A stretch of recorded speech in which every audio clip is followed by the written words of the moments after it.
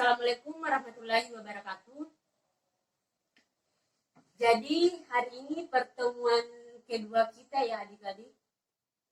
Jadi sebelum memulai pelajaran, terlebih dahulu mari kita membaca doa belajar. Baca doa dimulai.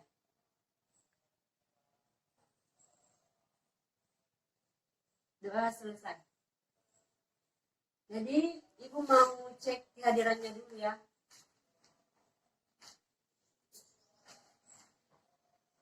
Nurbaya. Hadir, Bu. Nur Hayati. Hadir, Bu. Nur Hidayah. Hadir, Bu. Makfira. Hadir, Bu. Syamsia. Hadir, Bu. Nasra. Hadir, Bu. Ya, jadi semuanya hadir ya.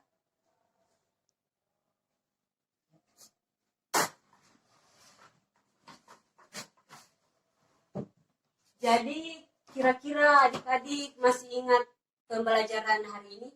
Topik pembelajaran hari ini? Jadi minggu lalu ibu udah sampaikan bahwa minggu depan kita akan belajar tentang apa? Oh, jadi tidak ada yang ingat ya.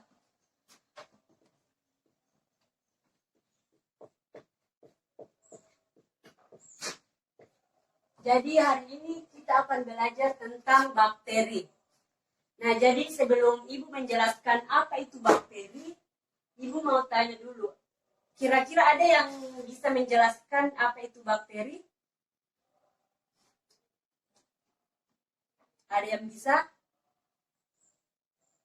Ya. Jadi, tulis ya.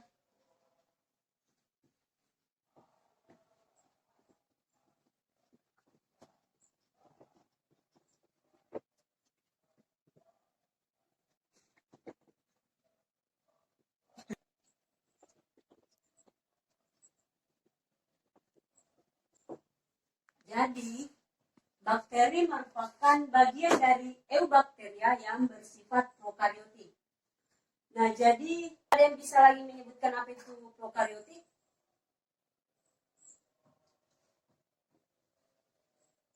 Ada? Ya, jadi prokariotik adalah merupakan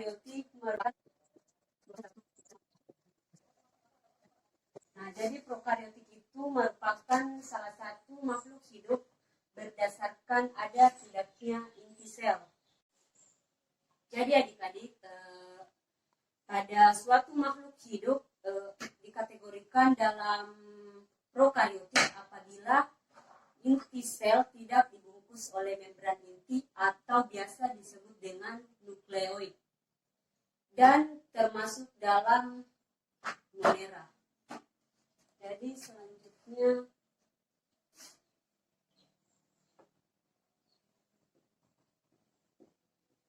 ciri-ciri bakteri.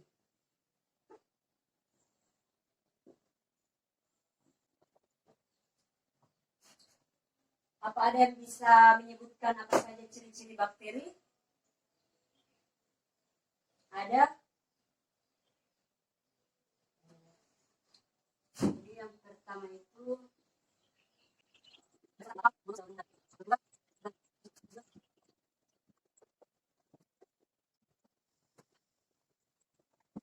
jadi ciri-ciri bakteri ada 9. Yang pertama itu bersel satu atau monoselular, dan yang kedua berukuran kecil.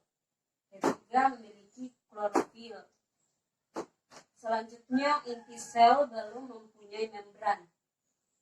Yang kelima dapat hidup di segala tempat dan dapat bertahan hidup di suhu rendah.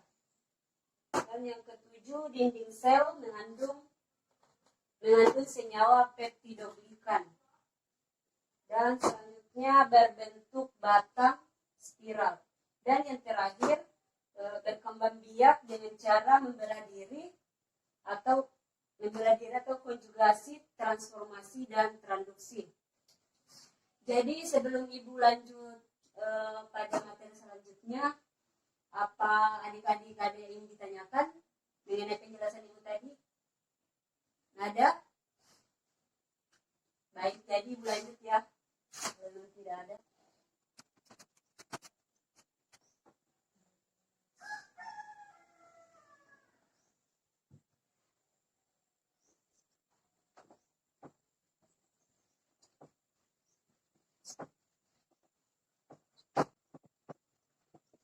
Jadi selanjutnya struktur tubuh bakteri. Jadi mau gambar terlebih dahulu.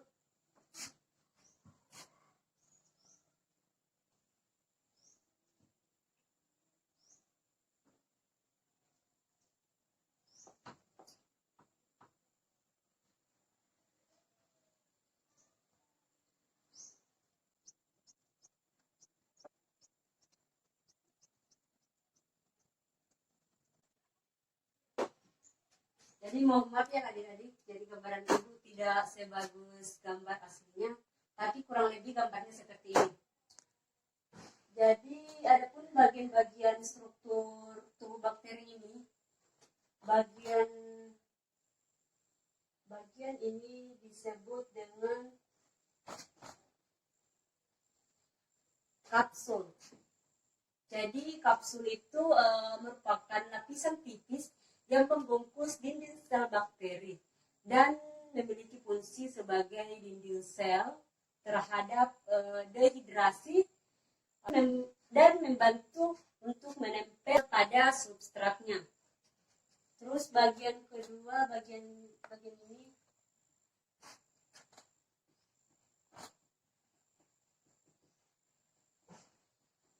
disebut dengan dinding sel. Jadi dinding sel itu disusun oleh peptidoglikan dan berfungsi untuk memberi bentuk sebagai bahan pelindung dan mengatur keluar masuknya zat dan berperan dalam pembelahan sel. Yang ketiga,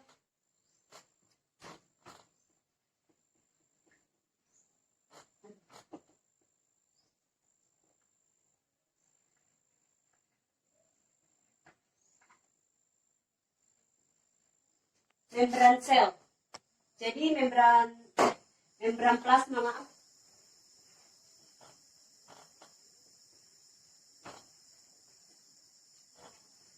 Jadi membran plasma ini tersusun dari protein dan lemak dan berfungsi untuk mengatur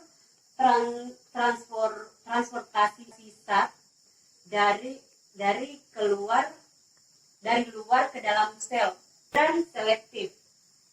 Selanjutnya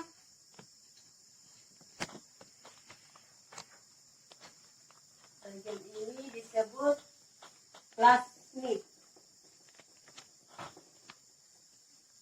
Jadi plasmid ini adalah DNA berbentuk cincin di luar nukleoid yang dapat menduplikasikan diri.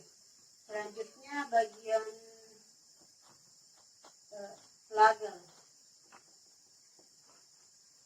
Baik, jadi bagian ini disebut dengan flagel. Flagel ini berbentuk seperti bulu cambuk dan memiliki fungsi sebagai alat gerak. Selanjutnya bagian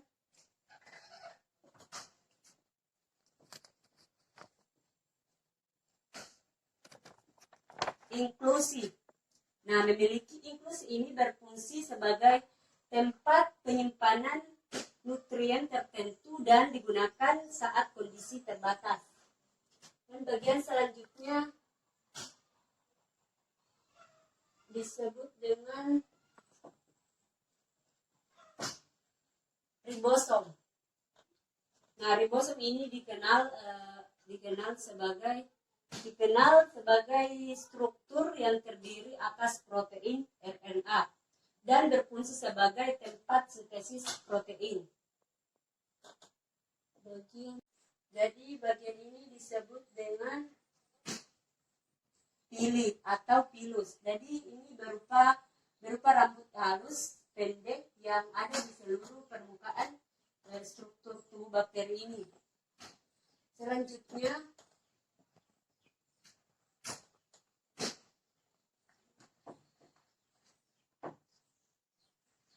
nah, bagian ini disebut dengan kromosom.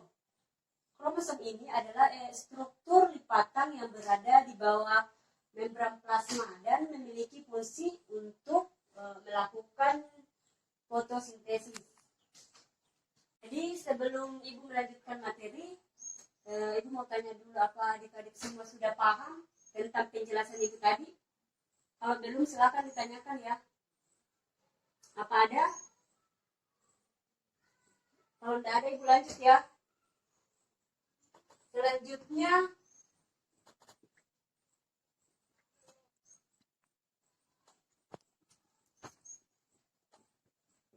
bentuk-bentuk bakteri.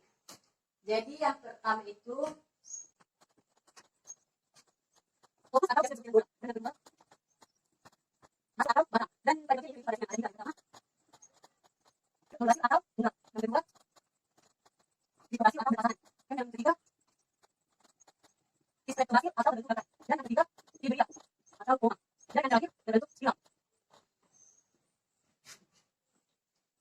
jadi inilah bentuk-bentuk pada bakteri, ada 4.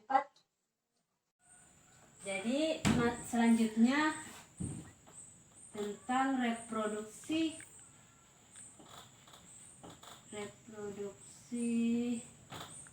pada bakteri.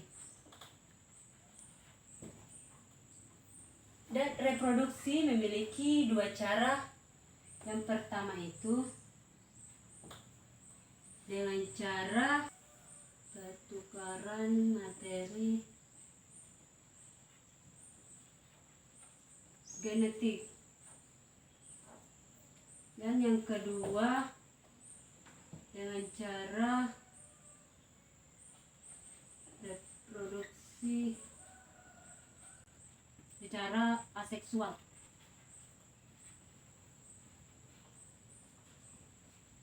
Jadi pertukaran materi genetik dilakukan lewat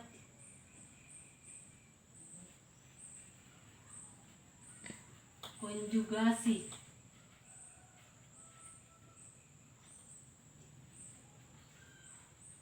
Transformasi dan transduksi.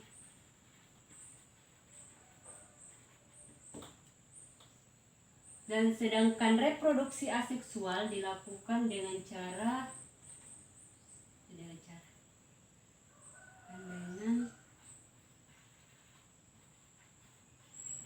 pembelahan biner. Baik, mungkin hanya ini yang Ibu bisa jelaskan mengenai bakteri. Apa adik-adik ada yang ingin ditanyakan sebelum Ibu menutup pembelajaran hari ini? Ada? Jadi sebelum Ibu mengakhiri pembelajaran hari ini, Ibu mau kasih tugas. Jadi tugasnya itu ada di halaman 61. Jadi di sini ada tugas tentang bakteri berupa isian dan pilihan ganda. Jadi Ibu harap adik-adik semuanya bisa mengerjakan tugas ini ya. Jadi insya Allah minggu depan kita akan bertemu lagi, dan Ibu harap semuanya mengerjakan tugasnya ya. Jadi sebelum kita mengakhiri, terlebih dahulu mari kita baca doa. Doa dimulai. Doa selesai. Jadi terima kasih ya adik-adik untuk pertemuan hari ini. Assalamualaikum warahmatullahi wabarakatuh.